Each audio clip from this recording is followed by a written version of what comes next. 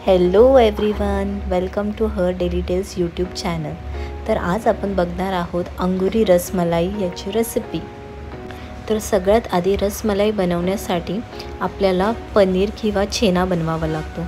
माझं काय झालं की मी 1 लिटर दूध आणलं होतं, पण ते नासलं होतं, खराब झालं होतं। तर ते ऑटोमॅटिकली माझं छेना किंवा पनीर आहे ते रेडी झालं होतं। पण ह्याची रेसिपी तरीही मी तुम्हाला सांगते।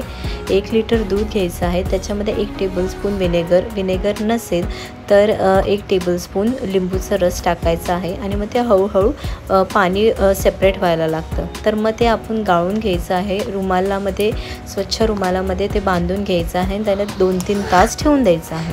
त्यानंतर आता हे जे छेना आहे ते आपल्याला हाताच्या जो पाम असतो जो त्याने तुम्हाला प्रेस करून मळायचा आहे। त्याच्यामध्ये 1 टेबलस्पून कॉर्नफ्लॉवर टाकायचं आहे आणि हा व्यवस्थित गोळा होईपर्यंत मळून घ्यायचा आहे।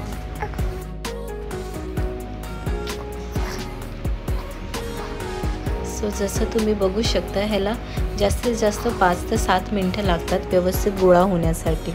बघा, तर हा गोळा रेडी झाला आहे। आता आपण ह्याचे छोटे छोटे बॉल्स रेडी करणार आहोत। तुम्हाला हवं असेल तर तुम्ही चपटी रसमलाई जी असते तसंही बनवू शकतात, पण मी हे अंगुरी रसमलाई बनवली आहे म्हणून मी हे बॉल शेपमध्येच ठेवलं आहे। सो हे आपण बाकीचे जे आहेत ते फटाफट बॉल्स बनवून घेऊया।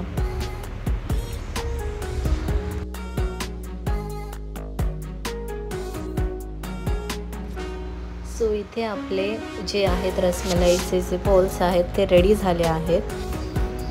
सो आता आपण साखरेचं पाक रेडी करून घेऊया। तर मी इथे 250 ग्राम साखर घेतली आहे, हा 1 कप आणि अजून 50 ग्राम्स असं साखर घेतली आहे आणि त्याच्यामध्ये 5 ते 6 कप पाणी टाकलं आहे। त्यानंतर एका साईडला मी रस बनवून घेते आहे, त्याच्यासाठी मी अर्धा लिटर दूध घेतलं आहे। दुधाला एक उकळी आली का त्याच्यामध्ये आपण 5 ते 6 टेबलस्पून साखर टाकणार आहोत।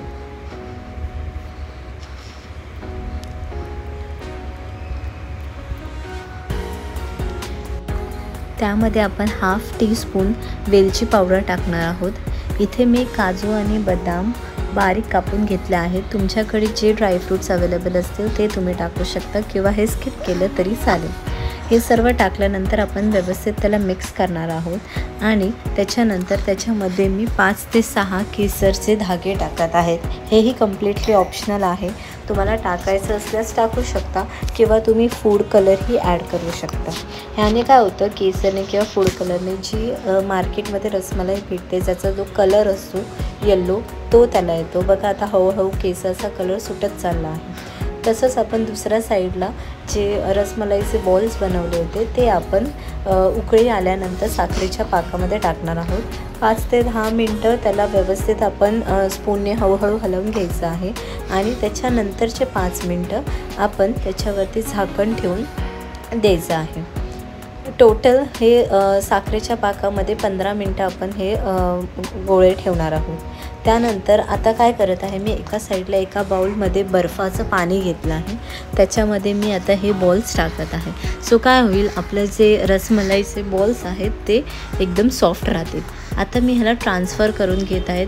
त्याच्यामधलं जे पाणी आहे ते पूर्णपणे आपल्याला स्क्वीज करायचं आहे, व्यवस्थित दाबून घ्यायचं आहे आणि त्यानंतर आपण ह्याच्यावरती जो रस बनवला होता तो टाकायचा आहे। जसं तुम्ही बघू शकतात, हे रस जो आपण टाकतो आहे तो थंड झाल्यानंतर त्याची क्वांटिटी कमी होते, सो ते ऑटोमॅटिकली थिक होतं। तर मी आता हे झाकून रूम टेम्परेचरवरती आल्यानंतर मी त्याला रेफ्रिजरेटरमध्ये ठेवलं होतं 5 ते 6 तास।